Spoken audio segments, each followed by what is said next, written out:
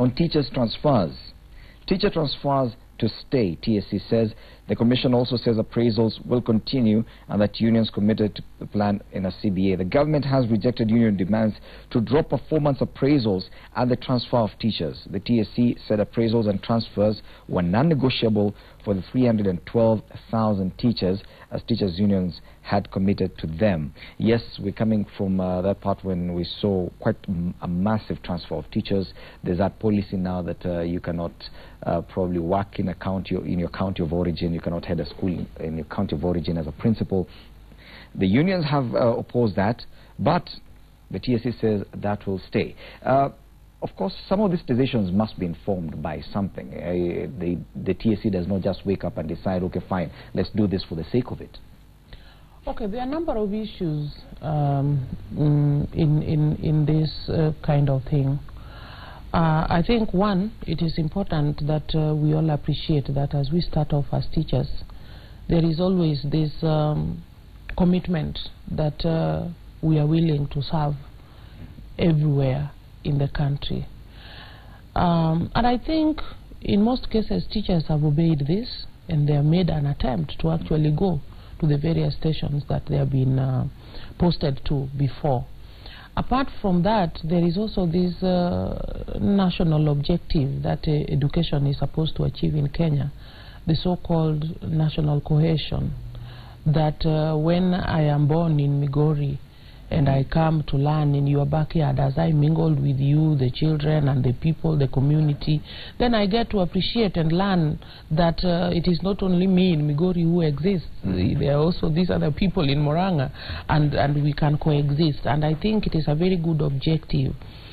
However, there are some cases and which have been clear indication of abuse of this kind of setup. It is also important to note that the TSC is also right to some extent, because we have also witnessed cases where some teachers have gone to certain schools which somebody thought were their preferred choice or within their vicinity, and they also abused. There have been cases of where somebody now mismanages even the resources of the school, or maybe if I'm not a head teacher and I am teaching next to my home, I would want to first attend to my personal issues before I go to school, and these kind of scenarios have been there. However, of late, I think the massive transfers, the TSC explained it, and they said there was a need to move some of these teachers who have overstayed in certain stations, and they thought either their productivity there might have expired, I mean reduced to a certain level, give them a new chance, or maybe use some of their talents to develop other places. There could be various reasons, and then that mixing, I believe there must be some reason in forming that mass transfer, or that transfer to other places. Like I've said, I have a concern, especially where the said transfers or the working of other teachers in other places are threatened by issues of insecurity. Yes. Like we have constantly witnessed this in the northeastern region and the northern part of Kenya, in certain places, Mandera, Wajir and the rest. And there are cases of issues of health, there are cases of maybe some other reasons why somebody feels they are not able to go and take up the responsibility somewhere. Despite the contract that somebody has signed, we must admit that we are human beings, and sometimes things happen that would necessitate that I'm not able to move to that station. Take, for example, a young couple who have just beginning to raise a family. Maybe I'm a teacher, my husband is not. Now, we have little children. To be honest, in the interest of unity, it is good that father and mother would bring up their children together. So you imagine a scenario where one of them is taken several miles away, and much as it looks like it is not important, but it would be very important if the mother goes with the child or the children, they become a stranger automatically to their dad, who is away and could only visit once in a while. And there are quite a number of other reasons. To me, of great interest is the issue of insecurity. I think this is an area that, even if we are talking about the so-called national cohesion, it is not fair to subject teachers to a scenario where their life is actually threatened. And actually we have seen some killed and die. And we can't just dismiss it as mere incidences. It is an incident which is repeating itself, and we can't take it for granted. Your father needs you, your mother needs you, your children need you, and the nation needs us. And these are issues that may need to be harmonized. So even as the TSC talks about the transfers, I think in Kenya I would wish that most of the time we discard the issue of, you know, just thumbing and harmonize these things and make it clear and make everybody appreciate why we are doing what we are doing. We have seen even sometimes other people bashing TSC, like the case of the Northeastern that I'm citing. I'm not happy at some of the utterances that I've had. And you're speaking as a teacher? I'm speaking as a teacher, and also now as a leader. And I think when there is an issue that requires attention, sometimes I fail to see as Kenyans approaching the issue with the sobriety that it deserves. Can we look at both sides and come up with a solution, a decision that actually can serve the interest of everybody else? Okay, what do you say about the use of teacher appraisals to actually affect the promotions and deployments, including the transfers? Because they have a quote here by the TSC CEO. The agreement further provides appraisal reports will be used in making decisions on promotion, deployments, and other rewards, as may be prescribed from time to time. The unions are also opposed to this. Is there a threat? Is there what is a major concern by teachers, from a teacher's perspective, with the use of appraisals to effect deployments and promotions?